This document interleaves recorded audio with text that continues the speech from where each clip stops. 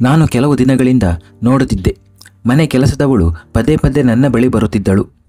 ಆದರೆ ಏನನ್ನೂ ಹೇಳದೆ ಹಿಂತಿರುಗಿ ಹೋಗುತ್ತಿದ್ದಳು. ಬಹುಶಃ ಅವಳು ನನ್ನ ಬಳಿ ಏನನ್ನೋ ಹೇಳಬೇಕೆಂದುಕೊಂಡಿದ್ದಳು.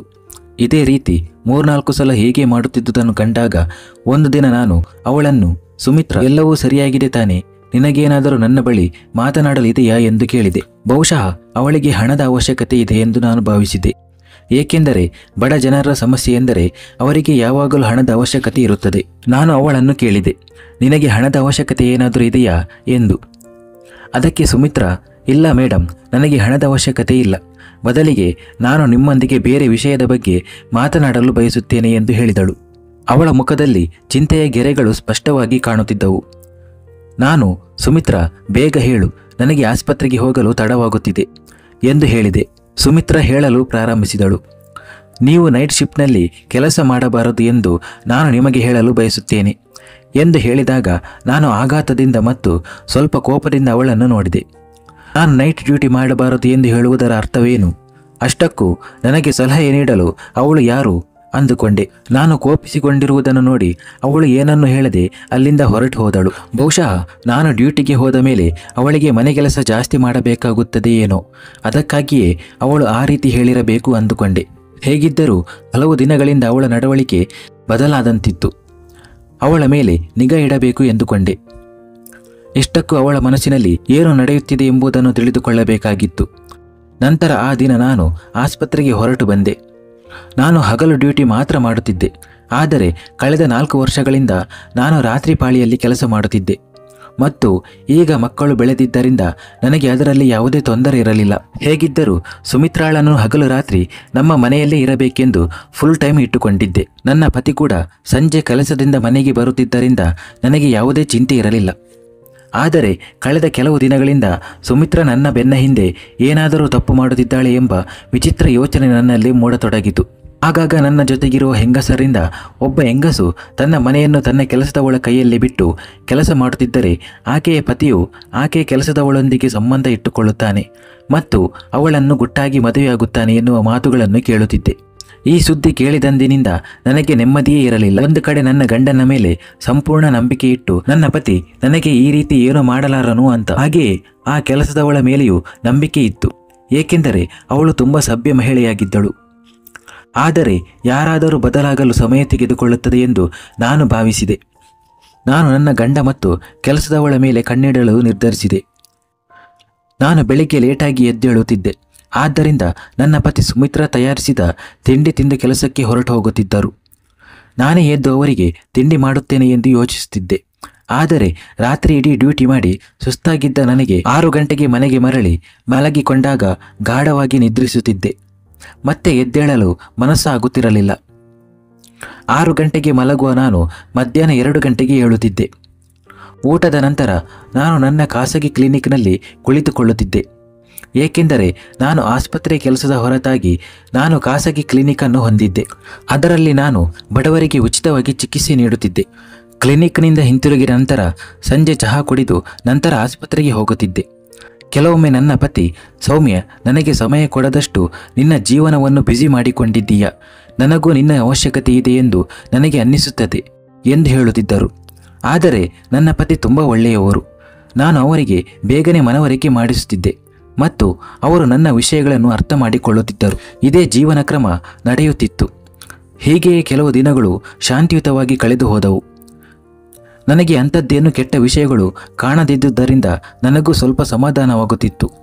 ಆದರೆ ಒಂದು ದಿನ ಸುಮಿತ್ರಾ ಮತ್ತೆ ನನ್ನ ಬಳಿಗೆ ಬಂದು, ಮೇಡಮ್, ನೀವು ನನ್ನ ಮಾತು ಕೇಳಿದರೆ ಹಗಲಿನಲ್ಲಿ ನಿಮ್ಮ ಡ್ಯೂಟಿಯನ್ನು ಮಾಡಿ, ಇಲ್ಲದಿದ್ದರೆ ನೀವು ಹೋದ ನಂತರ ನಿಮ್ಮ ಶಿಕ್ಷೆಯ ಪಾಲನ್ನು ನಾನು ಅನುಭವಿಸಬೇಕಾಗುತ್ತದೆ.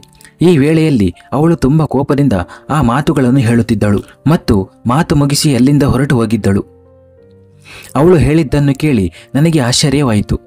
ನನ್ನ ಪಾಲಿನ ಶಿಕ್ಷೆ ಎಂದರೆ ಇದರ ಅರ್ಥವೇನು?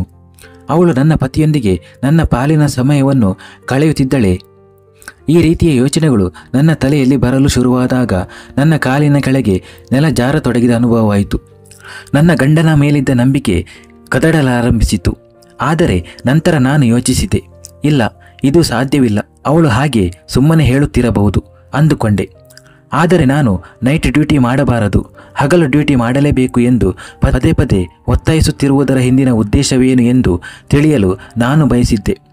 ನಾನು ಒಬ್ಬಳು ಡಾಕ್ಟರು ಮತ್ತು ನಾನು ನನ್ನ ಜೀವನದುದ್ದಕ್ಕೂ ಪ್ರಾಮಾಣಿಕವಾಗಿ ಕೆಲಸ ಮಾಡಿದ್ದೇನೆ ಮತ್ತು ಆಸ್ಪತ್ರೆಯ ಸಿಬ್ಬಂದಿ ನನಗೆ ನಿಯೋಜಿಸಿದ ಯಾವುದೇ ಕರ್ತವ್ಯವನ್ನು ನಾನು ಸಂತೋಷದಿಂದ ಸ್ವೀಕರಿಸಿದ್ದೇನೆ ಮತ್ತು ಅದನ್ನು ಮನಪೂರ್ವಕವಾಗಿ ನಿರ್ವಹಿಸುತ್ತಿದ್ದೆ. ನೈಟ್ ಡ್ಯೂಟಿ ಮಾಡ್ತೀನಿ ಅಂತ ಅದರ ಬಗ್ಗೆ ನಾನೇ ಆಸ್ಪತ್ರೆಯಲ್ಲಿ ಮಾತನಾಡಿದ್ದೆ. ಇದರಿಂದ ನನಗೇನು ತೊಂದರೆ ಇರಲಿಲ್ಲ. ಈಗ ಇದ್ದಕ್ಕಿದ್ದ ಹಾಗೆ ಬಿಡೋದಕ್ಕೆ ಆಗುವುದಿಲ್ಲ, ಯಾಕೆಂದರೆ ಇದರಿಂದ ನಾನೇ ಮಾತು ತಪ್ಪಿದಂತಾಗುತ್ತದೆ. ಇಷ್ಟು ವರ್ಷ ಕಷ್ಟಪಟ್ಟು ದುಡಿಯುತ್ತಿದ್ದ ನಾನು ನನ್ನ ಮಾತಿಗೆ ಹಿಂದೆ ಸರಿಯಲಿಲ್ಲ. ಇಡೀ ಸಿಬ್ಬಂದಿಗೆ ನನ್ನ ಮೇಲೆ ಅಪಾರವಾದ ನಂಬಿಕೆ ಇತ್ತು. ಹಾಗೆಯೇ ನನ್ನ ಮನೆಯನ್ನು ಹೀಗೆ ಒಡೆಯಲು ನಾನು ಬಯಸಲಿಲ್ಲ. ಏನಾದರೂ ಮಾಡಬೇಕು ಎಂದುಕೊಂಡೆ. ಸುಮಿತ್ರಾ ಕಳೆದ 1 ವರ್ಷದಿಂದ ನನ್ನ ಮನೆಯಲ್ಲಿ ಕೆಲಸ ಮಾಡುತ್ತಿದ್ದಳು ಮತ್ತು ಬಹಳ ದಿನಗಳಿಂದ ಅವಳು ನನ್ನ ವಿರುದ್ಧವಾಗಲಿ ಅಥವಾ ಅವಳ ವಿರುದ್ಧವಾಗಲಿ ನನಗೆ ಯಾವುದೇ ದೂರು ಇರಲಿಲ್ಲ. ಅವಳು ಒಬ್ಬಳು ವಿಧವೆಯಾಗಿದ್ದಳು. ಅವಳಿಗೆ 2 ಮಕ್ಕಳಿದ್ದರು. ಅವರನ್ನು ಪಾಲನೆ ಮಾಡುವ ಸಲುವಾಗಿ ಅವಳು ನನ್ನ ಮನೆಯಲ್ಲಿ ಕೆಲಸ ಮಾಡುತ್ತಿದ್ದಳು. ಅವಳಿಗೆ 24 ಗಂಟೆಗಳ ಕಾಲ ಇಲ್ಲಿಯೇ ಇರಬೇಕಾಗುತ್ತದೆ ಎಂದು ನಾನು ಅವಳ ಕೆಲಸದ ಮೊದಲ ದಿನವೇ ಹೇಳಿದ್ದೆ. ಏಕೆಂದರೆ ಅವಳಿಗೆ ತನ್ನ ಮಕ್ಕಳನ್ನು ನೋಡಿಕೊಳ್ಳಲು ಅವಳ ಪೋಷಕರು ಇದ್ದರು ಮತ್ತು ಅವರು ಹಳ್ಳಿಯಲ್ಲಿ ವಾಸಿಸುತ್ತಿದ್ದರು. ಅವಳು ನಮ್ಮ ಮನೆಯಲ್ಲಿ ಒಬ್ಬಳೇ ಇರುತ್ತಿದ್ದಳು. ಅವಳು ಎಷ್ಟು ಸಂಬಳ ಪಡೆಯುತ್ತಿದ್ದಳೋ ಅದನ್ನು ಅವಳು ತನ್ನ ಮಕ್ಕಳನ್ನು ನೋಡಿಕೊಳ್ಳಲು ತನ್ನ ಹಳ್ಳಿಗೆ ಕಳುಹಿಸುತ್ತಿದ್ದಳು. ಬೇಕಿದ್ದರೆ ನಿನ್ನ ಮಕ್ಕಳನ್ನು ಇಲ್ಲಿಗೆ ಕರೆಸಿಕೊ, ನೀನು ಎಲ್ಲಿ ವಾಸಿಸುತ್ತೀಯಾ, ನಿನ್ನ ಮಕ್ಕಳು ಅಲ್ಲೇ ಇರುತ್ತಾರೆ ಎಂದು ಹಲವು ಬಾರಿ ಹೇಳಿದ್ದರೂ ಅವಳು ಯಾಕೆ ನಿರಾಕರಿಸಿದಳು ಎಂಬುದು ನನಗೆ ತಿಳಿದಿರಲಿಲ್ಲ. ಅವಳೊಂದಿಗೆ ಸಮಯವು ತುಂಬ ಚೆನ್ನಾಗಿ ಹೋಗುತ್ತಿತ್ತು.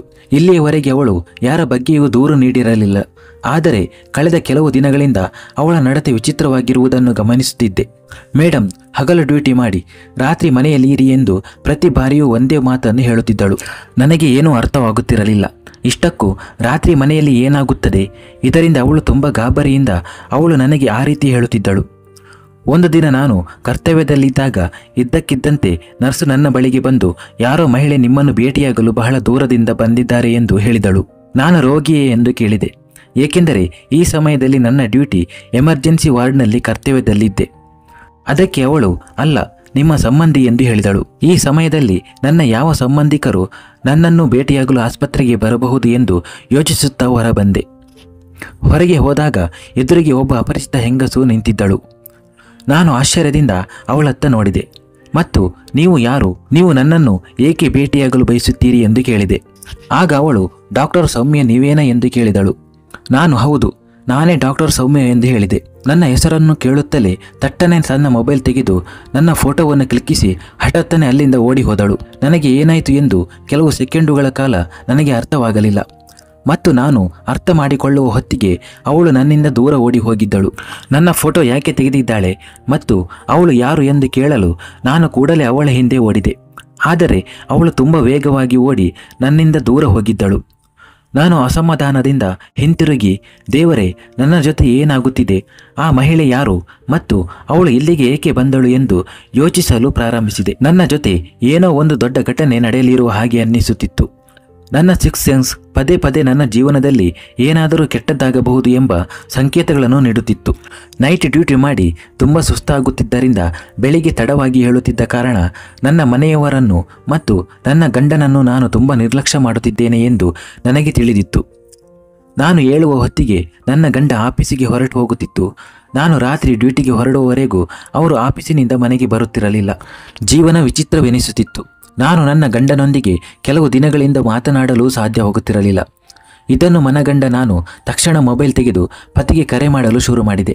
ನಾನು ಫೋನ್ನಲ್ಲಿಯಾದರೂ ಮಾತನಾಡಲು ಯೋಚಿಸಿದೆ, ಆದರೆ ನನ್ನ ಪತಿ ನನ್ನ ಫೋನನ್ನು ರಿಸೀವ್ ಮಾಡಲಿಲ್ಲ.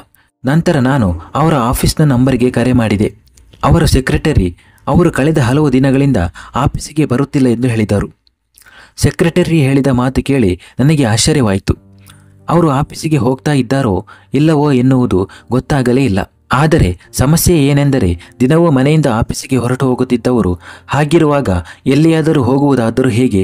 ಮರುದಿನ ನಾನು ರಜೆ ತೆಗೆದುಕೊಳ್ಳುತ್ತೇನೆ ಎಂದುಕೊಂಡೆ. ಇದನ್ನು ಮನೆಯಲ್ಲಿ ಹೇಳಿದಾಗ ಎಲ್ಲರಿಗೂ ತುಂಬ ಖುಷಿಯಾಯಿತು. ಅದರಲ್ಲೂ ನನ್ನ ಕೆಲಸದಾಕೆ ಸುಮಿತ್ರಾಳ ಮುಖದಲ್ಲಿ ಸಂತೋಷದ ಭಾವನೆಗಳು ಎದ್ದು ಕಾಣುತ್ತಿದ್ದವು. ನಾನು ರಾತ್ರಿ ಊಟ ಮುಗಿಸಿ ಬಿಡುವಿದ್ದಾಗ ವಾಕ್ ಮಾಡಲು ಹೊರಗಡೆ ಬಂದೆ. ಸುಮಿತ್ರಾ ಯಾರೊಂದಿಗೋ ಫೋನ್ನಲ್ಲಿ ಮಾತನಾಡುತ್ತಿರುವುದನ್ನು ನೋಡಿದೆ. ಮೇಡಮ್ ಇಂದು ಮನೆಯಲ್ಲಿದ್ದಾರೆ. ಅದೃಷ್ಟವಶಾತ್ ಇಂದು ನನ್ನ ಪ್ರಾಣ ಉಳಿದಿದೆ. ಇಲ್ಲವಾದರೆ ಅವರ ಪಾಲಿನ ಶಿಕ್ಷೆಯನ್ನು ನಾನು ಅನುಭವಿಸುತ್ತಾ ಸಾಯುತ್ತಿದ್ದೆ ಎಂದು ಹೇಳುತ್ತಿದ್ದಳು. ನಾನು ಅವಳ ಹತ್ತಿರ ಹೋದಾಗ ಅವಳು ಬೇಗನೆ ಚಡಪಡಿಸುತ್ತಾ ಫೋನ್ ಸ್ವಿಚ್ ಆಫ್ ಮಾಡಿದಳು. ಮತ್ತು ಯಾರೊಂದಿಗೆ ಮಾತನಾಡುತ್ತಿದ್ದೀ ಎಂದು ನಾನು ಕೇಳಿದಾಗ ಅವಳು ಯಾರೊಂದಿಗೂ ಇಲ್ಲ, ತನ್ನ ಮಕ್ಕಳ ಯೋಗಕ್ಷೇಮವನ್ನು ಅಮ್ಮನಲ್ಲಿ ಕೇಳುತ್ತಿದ್ದೆ ಎಂದು ಹೇಳಿದಳು. ಈಗ ಸುಮಿತ್ರಾಳ ಬಗ್ಗೆ ನನಗೆ ಅನುಮಾನ ಬಂದಿತ್ತು.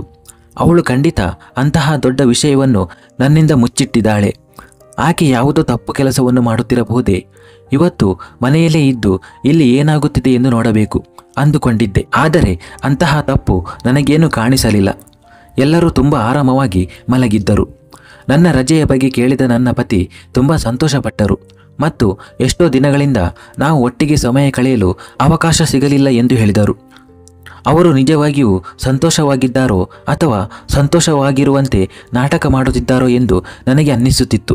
ನಾನು ಮನೆ ಬಿಟ್ಟು ಹೋದ ಮೇಲೆ ಅವರಿಗೂ ನನ್ನ ಕೆಲಸದಾಕೆಗೂ ಸಂಬಂಧವೇನಾದರೂ ಇರಬಹುದೇ ಎಂದು ಹುಡುಕುವ ಕಣ್ಣುಗಳಿಂದ ಅವರನ್ನೇ ನೋಡುತ್ತಿದ್ದೆ. ಅದಕ್ಕಾಗಿಯೇ ಅವಳು ನನ್ನನ್ನು ಮನೆಯಲ್ಲೇ ಇರುವಂತೆ ಹೇಳುತ್ತಿದ್ದಳ.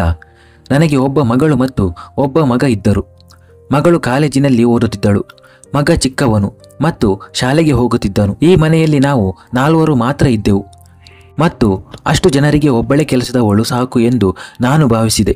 ಅದಕ್ಕೆ ಸುಮಿತ್ರಾಳನ್ನು ಬಿಟ್ಟು ಬೇರೆಯವರನ್ನು ನೇಮಿಸಿಕೊಳ್ಳುವ ಯೋಚನೆಯೇ ಇರಲಿಲ್ಲ.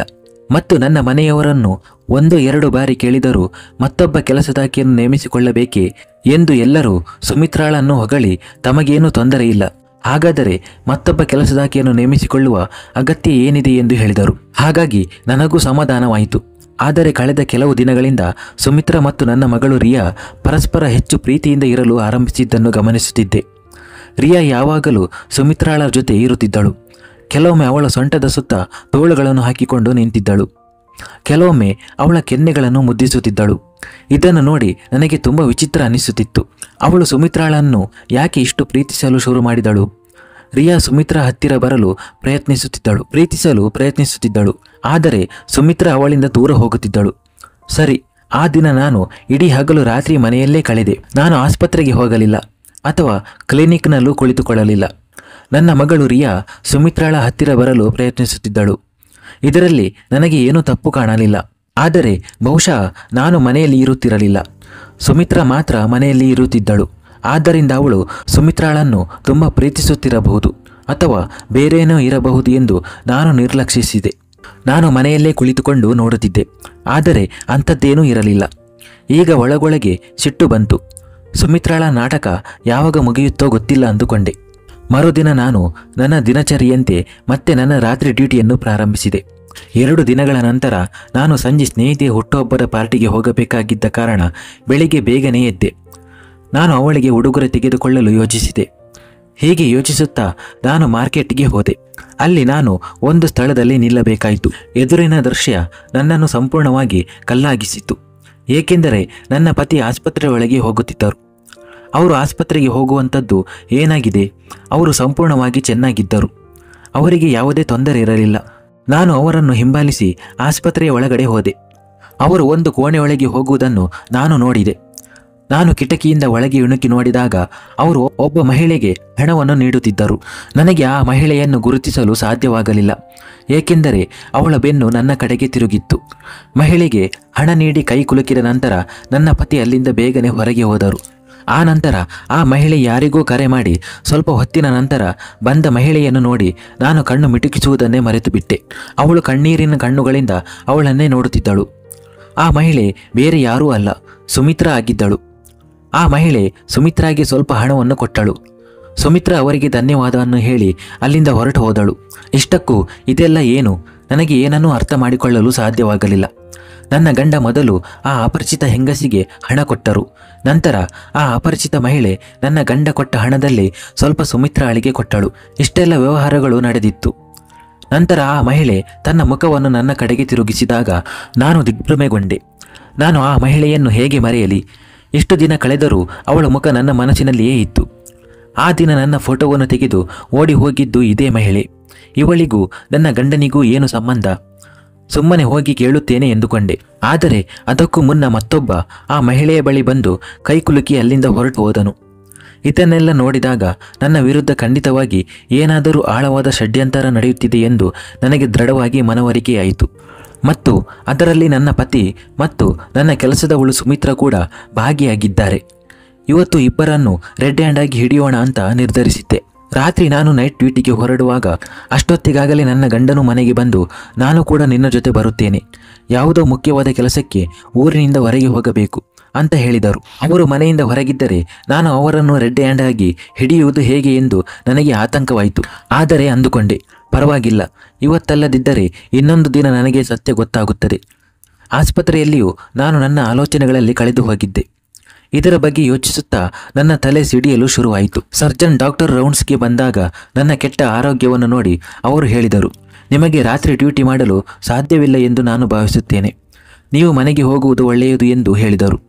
ನನ್ನ ತಲೆನೋವು ತುಂಬ ತೀವ್ರವಾಗಿತ್ತು. ನಾನು ಇನ್ನು ಮುಂದೆ ಇಲ್ಲಿ ಇರಲು ಸಾಧ್ಯವಿಲ್ಲ ಎಂದು ನಾನು ಭಾವಿಸಿದೆ. ಇಲ್ಲದಿದ್ದರೆ ನನ್ನ ಆರೋಗ್ಯವು ಇನ್ನಷ್ಟು ಹದಗೆಡುತ್ತದೆ.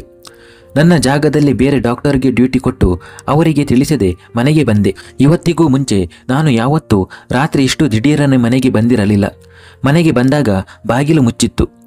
ಮನೆಯವರನ್ನು ಎಬ್ಬಿಸುವ ಬದಲು ನನ್ನಲ್ಲಿರುವ ಕೀಯಿಂದ ನಾನೇ ಬಾಗಿಲು ತೆರೆದರೆ ಉತ್ತಮ ಎಂದು ನಾನು ಭಾವಿಸಿದೆ. ನಾನು ಒಳಗೆ ಪ್ರವೇಶಿಸಿದ ತಕ್ಷಣ ಬಹುಶಃ ನನ್ನ ಪತಿ ಇನ್ನೂ ಮನೆಗೆ ಹಿಂತಿರುಗಿಲ್ಲ ಎಂದು ನಾನು ಅರಿತುಕೊಂಡೆ. ಏಕೆಂದರೆ ಅವರ ಕಾರು ಮನೆಯ ಹೊರಗಡೆ ಇರಲಿಲ್ಲ. ನನ್ನ ಕೋಣೆಯ ಕಡೆಗೆ ಹೋಗುವಾಗ ಇದ್ದಕ್ಕಿದ್ದಂತೆ ನನಗೆ ಯಾರೋ ಕಿರುಚಾಡುವುದು ಕೇಳಿಸಿತು. ಆ ಶಬ್ದವು ಮೇಲಿನಿಂದ ಬರುತ್ತಿತ್ತು. ನಾನು ಮಹಡಿಯ ಮೇಲೆ ಓಡಿದಾಗ ನನ್ನ ಕಿರಿಯ ಮಗಳ ಕೋಣೆಯಿಂದ ಕಿರುಚಾಟದ ಶಬ್ದವು ಇನ್ನೂ ಜೋರಾಗಿ ಬರುತ್ತಿತ್ತು. ನಾನು ಮುಂದೆ ಹೋಗಿ ಬಾಗಿಲು ತೆರೆಯಲು ಪ್ರಾರಂಭಿಸಿದೆ. ನಾನು ತಕ್ಷಣ ಬಾಗಿಲು ತೆರೆದೆ ಮತ್ತು ನನ್ನ ಎದುರಿನ ದೃಶ್ಯವನ್ನು ನೋಡಿದ ನಂತರ ನಾನು ಕಿರುಚಲು ಪ್ರಾರಂಭಿಸಿದೆ. ಏಕೆಂದರೆ ಆ ದೃಶ್ಯವು ನನ್ನ ದೇಹವನ್ನು ಕಂಪಿಸುವಂತಿತ್ತು. ನನ್ನ ಮಗಳು ನನ್ನ ಕೆಲಸದಾಕೆಯನ್ನು ಕೆಟ್ಟದಾಗಿ ಥಳಿಸುತ್ತಿರುವುದನ್ನು ನಾನು ನೋಡಿದೆ ಮತ್ತು ಕಿರುಚುವ ಶಬ್ದವು ನನ್ನ ಕೆಲಸದವಳು ಸುಮಿತ್ರಾಳದಾಗಿತ್ತು. ನಾನು ಬೇಗನೆ ಮುಂದೆ ಹೋಗಿ ಅವಳನ್ನು ನನ್ನ ಮಗಳಿನಿಂದ ದೂರ ಸರಿಸಿದೆ ಮತ್ತು ಅವಳು ನನ್ನನ್ನು ನೋಡಿ ಅಸಮಾಧಾನಗೊಂಡಳು. ಸುಮಿತ್ರಾ ಬೇಗನೆ ನನ್ನನ್ನು ನೋಡಿ ನನ್ನ ಬಳಿ ಬಂದು ನನ್ನ ಹಿಂದೆ ಮರೆಮಾಚಿಕೊಂಡಳು. ಇದಕ್ಕೆ ನಾನು ರಾತ್ರಿ ಡ್ಯೂಟಿ ಮಾಡಬೇಡಿ ಅಂತ ಹೇಳಿದ್ದೆ, ನೀವು ಹೋದ ಮೇಲೆ ನನ್ನ ಜೊತೆ ಈ ರೀತಿ ಆಗುತ್ತೆ ಅಂದಳು. ಇದು ಇಂದಿನಿಂದ ನಡೆಯುತ್ತಿಲ್ಲ, ಹಲವು ದಿನಗಳಿಂದ ನಡೆಯುತ್ತಿದೆ ಎಂದು ಹೇಳಿದಳು. ನನ್ನ ಮಗಳನ್ನು ಕೋಪದಿಂದ ನೋಡುತ್ತಾ ಸುಮಿತ್ರಾಗೆ ಯಾಕೆ ಹೊಡೆಯುತ್ತೀಯಾ ಎಂದು ಕೇಳಿದೆ. ಅಷ್ಟಕ್ಕೂ ನೀನು ಅವಳನ್ನು ಇಷ್ಟೊಂದು ಕೆಟ್ಟದಾಗಿ ಹೊಡೆಯಲು ಅವಳು ಏನು ಮಾಡಿದ್ದಾಳೆ ಎಂದು ಕೇಳಿದಾಗ ನನ್ನ ಮಗಳು ಮುಂದೆ ಬಂದು ನನ್ನನ್ನು ಜೋರಾಗಿ ತಳ್ಳಿದಳು. ನೀವು ಅಮ್ಮ ಮಗಳ ನಡುವೆ ಮಾತನಾಡಬೇಡಿ, ನೀನು ಯಾರೇ ಆಗಿದ್ದರೂ ಇಲ್ಲಿಂದ ಹೋಗು ಎಂದಳು. ಅವಳ ಸ್ಥಿತಿಯನ್ನು ನೋಡಿ ವಿಚಿತ್ರವೆನಿಸುತ್ತಿತ್ತು. ನಾನು ಕಣ್ಣೀರಿನ ಕಣ್ಣುಗಳಿಂದ ನನ್ನ ಮಗಳನ್ನು ನೋಡುತ್ತಿದ್ದೆ. ಅವಳು ಏನು ಹೇಳುತ್ತಿದ್ದಳು? ನೀನು ಏನು ಹೇಳುತ್ತಿದ್ದೀಯಾ ಎಂದು ಕೇಳಿದೆ. ನಾನು ನಿನ್ನ ತಾಯಿ, ಅವಳು ನಿನ್ನ ತಾಯಿಯಲ್ಲ ಎಂದು ಹೇಳಿದೆ. ಅವಳು ತನ್ನ ಪ್ರಜ್ಞೆ ಕಳೆದುಕೊಂಡವಳಂತೆ ಕಾಣುತ್ತಿದ್ದಳು. ಇನ್ನೊಂದೆಡೆ ಸುಮಿತ್ರಾ ತುಂಬ ಭಯಗೊಂಡಿದ್ದಳು. ಮತ್ತೊಂದೆಡೆ ರಿಯಾಳ ಸ್ಥಿತಿಯು ಹದಗೆಡುತ್ತಿತ್ತು. ಅವಳು ತುಂಬ ಕೋಪಗೊಂಡಿದ್ದಳು. ಅವಳು ಅಲ್ಲಿ ಇಲ್ಲಿ ವಸ್ತುಗಳನ್ನು ಎಸೆಯಲು ಪ್ರಾರಂಭಿಸಿದಳು. ಅವಳು ತನಗೆ ತಾನೇ ಹಾನಿ ಮಾಡಿಕೊಳ್ಳಬಹುದೆಂದು ನಾನು ಭಾವಿಸಿದೆ. ಬೇಗನೆ ತಂದಿದ್ದ ಬ್ಯಾಗಿನಿಂದ ಸ್ಲೀಪಿಂಗ್ ಇಂಜೆಕ್ಷನ್ ತೆಗೆದು ರಿಯಾಗೆ ಚುಚ್ಚಿದೆ. ಈಗ ಅವಳು ಶಾಂತವಾಗಿ ಹಾಸಿಗೆಯ ಮೇಲೆ ಮಲಗಿದ್ದಳು. ಈ ಪರಿಸ್ಥಿತಿಯಿಂದ ನಾನು ತುಂಬ ಅಸಮಾಧಾನಗೊಂಡಿದ್ದೆ. ಸುಮಿತ್ರಾ ಕೂಡ ಹೆದರಿಕೊಂಡು ಪಕ್ಕದಲ್ಲೇ ನಿಂತಿದ್ದಳು. ಏನಾಗುತ್ತಿದೆ ಎಂದು ನನಗೆ ಅರ್ಥವಾಗಲಿಲ್ಲ. ನಾನು ಕೇಳಿದೆ, ಇದೆಲ್ಲ ಏನು ಮತ್ತು ಇದು ಎಷ್ಟು ದಿನಗಳಿಂದ ನಡೆಯುತ್ತಿದೆ? ನೀನು ಏಕೆ ನನಗೆ ಹೇಳಲಿಲ್ಲ? ಅದಕ್ಕೆ ಅವಳು, ನೀವು ನನ್ನ ಜೊತೆ ಬನ್ನಿ, ನಾನು ನಿಮಗೆ ಎಲ್ಲವನ್ನೂ ಹೇಳುತ್ತೇನೆ ಎಂದಳು. ನಾನು ನನ್ನ ಮಗಳನ್ನು ನೋಡುತ್ತಾ ಚಿಂತಿತಳಾಗಿದ್ದೆ. ಅವಳಿಗೆ ಏನಾಯಿತು ಎಂದು ಆಶ್ಚರ್ಯಪಡುತ್ತಿದ್ದೆ. ಅವಳು ನನ್ನನ್ನು ಗುರುತಿಸಲು ಏಕೆ ನಿರಾಕರಿಸುತ್ತಿದ್ದಾಳೆ? ಸುಮಿತ್ರಾ ರೂಮ್ ಬಿಟ್ಟು ಕೆಳಗೆ ಓಡಿದಳು. ಒಂದು ನಿಮಿಷವಾದರೂ ಇಲ್ಲೇ ಇದ್ದರೆ ರಿಯಾ ಮತ್ತೆ ಅವಳನ್ನು ಹಿಡಿಯುತ್ತಾಳೆ. ನಾನು ಕೂಡ ಗಲಿಬಿಲಿಗೊಂಡು ಕೆಳಗೆ ಬಂದೆ. ಆಗ ಅವಳು ಎಲ್ಲವನ್ನೂ ಹೇಳತೊಡಗಿದಳು. ನೀವು ಏನನ್ನು ನೋಡುತ್ತಿದ್ದೀರೋ ಅದು ನಿಮ್ಮಿಂದಲೇ ಆಗಿದೆ. ನೈಟ್ ಶಿಫ್ಟ್ ಮಾಡಬೇಡಿ, ರಾತ್ರಿ ಮನೆಯಲ್ಲೇ ಇರಿ ಎಂದು ನಾನು ಎಷ್ಟು ಬಾರಿ ಹೇಳಿದ್ದೇನೆ. ಆದರೆ ನೀವು ನನ್ನ ಮಾತನ್ನು ಕೇಳಲು ಸಿದ್ಧರಿರಲಿಲ್ಲ. ನೀವು ಕೊನೆಯ ಬಾರಿಗೆ ನಿಮ್ಮ ಮಕ್ಕಳೊಂದಿಗೆ ಕುಳಿತು ಅವರನ್ನು ಪ್ರೀತಿಸಿದ್ದು ಅಥವಾ ಅವರ ಮನಸ್ಸಿನ ಮಾತುಗಳನ್ನು ಕೇಳಿಸಿಕೊಂಡಿದ್ದು ಯಾವಾಗ ಎಂದು ನಿಮಗೆ ನೆನಪಿದೆಯಾ? ಅವಳ ಮಾತುಗಳನ್ನು ಕೇಳಿ ನಾನು ಒಂದು ಕ್ಷಣ ಮೌನಳಾದೆ. ಏಕೆಂದರೆ ಅವಳು ನಿಜ ಹೇಳುತ್ತಿದ್ದಳು. ಬಾಲ್ಯದಿಂದಲೂ ನಾನು ಡಾಕ್ಟರ್ ಆಗಬೇಕೆಂಬ ತುಡಿತವಿದ್ದ ನನಗೆ ಹಲವು ಕಷ್ಟಗಳ ಎದುರಿಸಿದ ನಂತರ ಈ ಆಸೆಯನ್ನು ಪೂರೈಸಿಕೊಂಡೆ. ಬಾಲ್ಯದಿಂದಲೂ ನನಗೆ ಓದುವುದು ತುಂಬ ಇಷ್ಟವಾಗಿತ್ತು. ಆದ್ದರಿಂದ ನನ್ನ ಪತಿ ತುಂಬ ಒಳ್ಳೆಯವರಾಗಿದ್ದರು ಮತ್ತು ನನ್ನ ಆಸೆಗಳ ಬಗ್ಗೆ ತಿಳಿದಿದ್ದರು. ಆದ್ದರಿಂದ ಅವರು ಮದುವೆಯಾದ ನಂತರವೂ ನನ್ನನ್ನು ಓದಿಸುವುದನ್ನು ನಿಲ್ಲಿಸಲಿಲ್ಲ ಮತ್ತು ಮಕ್ಕಳಾದ ನಂತರ ಅವರು ನನಗೆ ಕೆಲಸ ಮಾಡಲು ಅವಕಾಶ ನೀಡಿದರು. ಮತ್ತು ಮೊದಲಿನಿಂದಲೂ ನನ್ನ ಮಕ್ಕಳನ್ನು ಕೆಲಸದವರು ಬೆಳೆಸಿದರು. ನಾನು ಕೂಡ ನನ್ನ ಮಕ್ಕಳಿಗೆ ಸಮಯ ನೀಡಲು ನನ್ನ ಕೈಲಾದಷ್ಟು ಪ್ರಯತ್ನಿಸುತ್ತಿದ್ದೆ. ಆದರೆ ಡಾಕ್ಟರ್ ಆಗಿದ್ದ ನನಗೆ ಬಹಳಷ್ಟು ಜವಾಬ್ದಾರಿಗಳಿದ್ದವು ಮತ್ತು ನನ್ನ ಹೆಚ್ಚಿನ ಸಮಯವನ್ನು ಆಸ್ಪತ್ರೆಯಲ್ಲಿಯೇ ಕಳೆಯುತ್ತಿದ್ದೆ.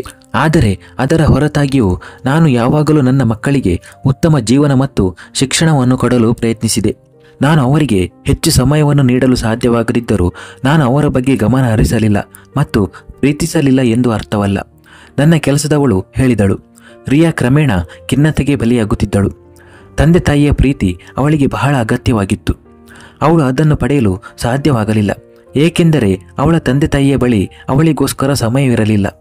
ಆದರೆ ಆಕೆ ಚಿಕ್ಕವಳಾಗಿದ್ದು ಕಾಲೇಜಿನಲ್ಲಿ ಕೆಟ್ಟ ಸಹವಾಸಕ್ಕೆ ಬಿದ್ದು ಕೆಟ್ಟ ಚಟಗಳಿಗೆ ಬಲಿಯಾಗಿದ್ದಾಳೆ. ಅವಳಿಗೆ ತಾಯಿಯ ಪ್ರೀತಿ ಅಗತ್ಯವಿತ್ತು, ಆದರೆ ಅದು ಅವಳಿಗೆ ಸಿಗಲಿಲ್ಲ. ಹಾಗಾಗಿ ಆಕೆ ಮಾನಸಿಕ ರೋಗಿಯಾದಳು.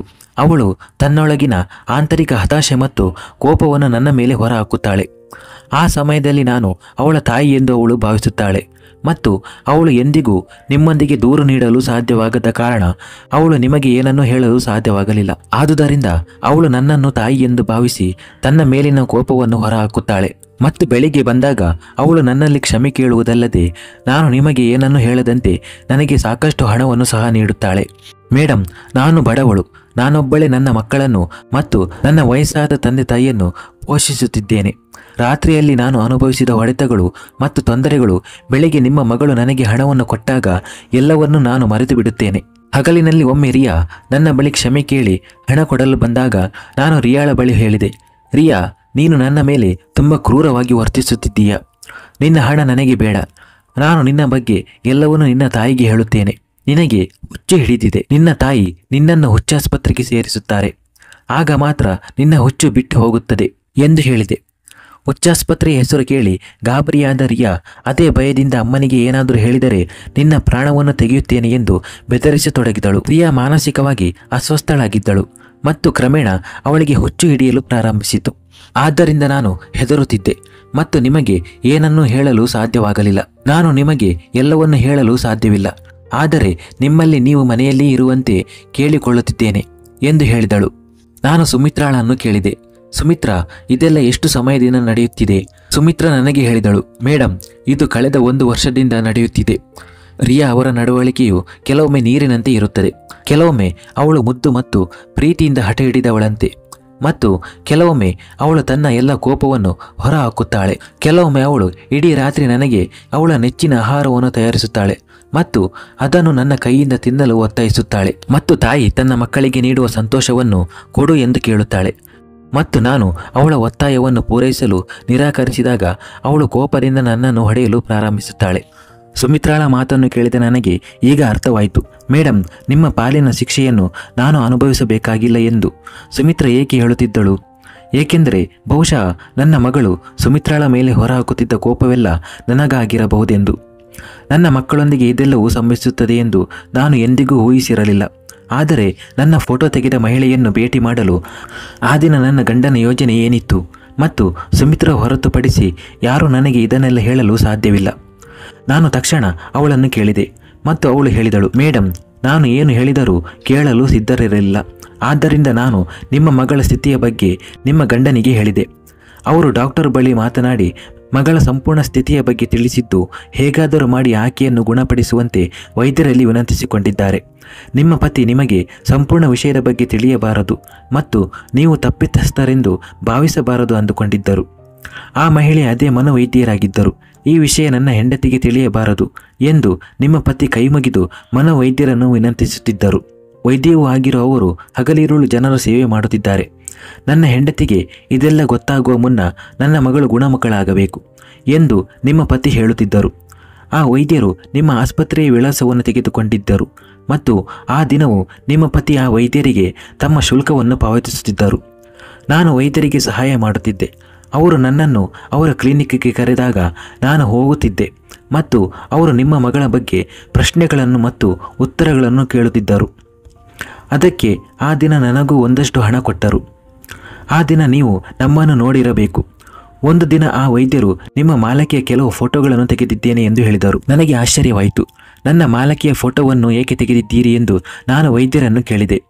ಅದಕ್ಕೆ ವೈದ್ಯರು ಹೇಳಿದರು, ಏಕೆಂದರೆ ನಾನು ನಿಮ್ಮ ಮಾಲಕಿಗೆ ಅನುಮಾನ ಬರಲಿ ಎಂದು ಮಾಡಿದ್ದೆ. ಈಗ ಅವಳಿಗೆ ಸಂದೇಹ ಬಂದಿದ್ದು ಈಗ ತನ್ನ ಮನೆಯ ಮೇಲೆ ಮತ್ತು ತನ್ನ ಮಕ್ಕಳ ಮೇಲೆ ಗಮನವಿಡುತ್ತಾಳೆ. ತನ್ನ ಮನೆಯಲ್ಲಿ ಏನಾದರೂ ಆಗಬಾರದು ಆಗುತ್ತಿದೆಯೇ ಎಂದು ಅವಳು ಭಾವಿಸುತ್ತಾಳೆ ಮತ್ತು ಅವಳು ತನ್ನ ಮನೆಯತ್ತ ಗಮನ ಹರಿಸಲು ಪ್ರಾರಂಭಿಸುತ್ತಾಳೆ. ನಾನು ನಿನ್ನ ಮಾಲಕಿಗೆ ಎಲ್ಲವನ್ನೂ ಹೇಳಲಾರೆ, ಏಕೆಂದರೆ ನಿನ್ನ ಯಜಮಾನರು ನನಗೆ ಏನನ್ನೂ ಹೇಳದಂತೆ ತಾಕೀತು ಮಾಡಿದ್ದಾರೆ. ಆದರೆ ಈ ರೀತಿ ಅವಳನ್ನು ಸಂದೇಹಕ್ಕೆ ಒಳಪಡಿಸಿದರೆ ತನ್ನ ಮಕ್ಕಳ ಬಗ್ಗೆ ಸ್ವಲ್ಪವಾದರೂ ಗಮನ ಹರಿಸುತ್ತಾಳೆ ಎಂದು ಡಾಕ್ಟರ್ ಹೇಳಿದ ಮಾತನ್ನು ಹೇಳಿದಳು. ಸುಮಿತ್ರಾ ಹೇಳಿದ್ದನ್ನೆಲ್ಲ ಕೇಳಿದ ನನಗೆ ಎಲ್ಲವೂ ಅರ್ಥವಾಯಿತು.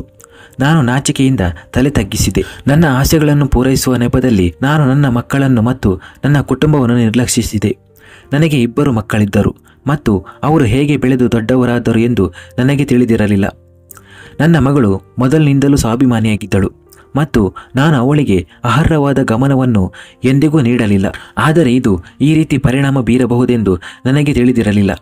ಆ ಸಮಯದಲ್ಲಿ ನಾನು ಅರ್ಥ ಮಾಡಿಕೊಂಡಿದ್ದೇನೆಂದರೆ, ನಾವು ಹೆತ್ತವರು ನಮ್ಮ ವೃತ್ತಿಯ ಬಗ್ಗೆ ನಮ್ಮ ಮಕ್ಕಳನ್ನು ನಿರ್ಲಕ್ಷಿಸುವಷ್ಟು ಹುಚ್ಚರಾಗಬಾರದು. ನನ್ನ ಮನೆಗೆ, ನನ್ನ ಮಕ್ಕಳಿಗೆ ಸಮಯವನ್ನು ಮೀಸಲಿಡಲು ನಾನು ಸ್ವಲ್ಪ ದಿನಗಳವರೆಗೆ ರಜೆಯನ್ನು ತೆಗೆದುಕೊಂಡೆ ಮತ್ತು ನಾವೆಲ್ಲರೂ ಒಟ್ಟಾಗಿ ನನ್ನ ಮಗಳನ್ನು ಗುಣಪಡಿಸುವಲ್ಲಿ ಯಶಸ್ವಿಯಾಗಿದ್ದೇವೆ. ಮತ್ತು ಆ ದಿನದ ನಂತರ ನನಗೆ ದಿನದ ಕರ್ತವ್ಯವನ್ನು ನಿಯೋಜಿಸಲಾಯಿತು.